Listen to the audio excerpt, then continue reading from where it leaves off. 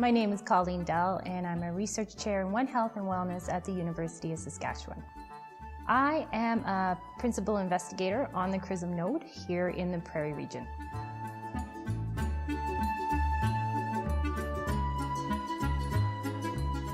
CRISM is a Canadian research initiative in substance misuse, and it's funded by the Canadian Institutes of Health Research. We have 4 nodes across the country that are bringing together researchers, service providers, and people with lived experience, and all other types of decision makers.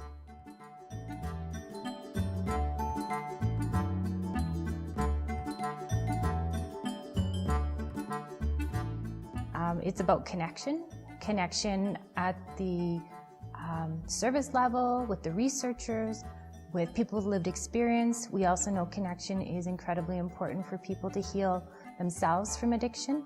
So we are trying to do that more at a systemic level in making sure that we connect together with all the services and supports that individuals need. And evidence-based practice is absolutely critical in whatever we offer to our communities.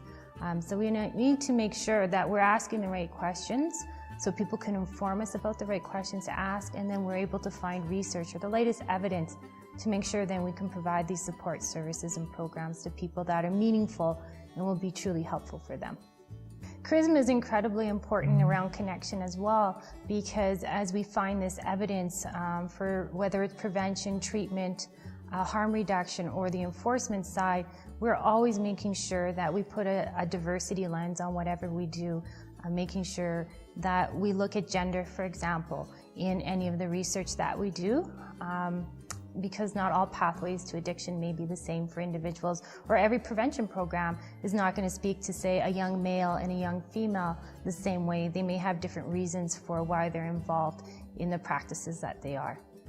In our Prairie node, really foundational to our work from the very beginning has been working with elders in our 3 provinces of Manitoba, Alberta, and Saskatchewan to make sure that Indigenous knowledge is foundational to what we are doing within our node, and that's fully accounted for as we're looking at the research and the practices and so forth. So that's really important to us, and we put great effort towards that and have some great community partnerships.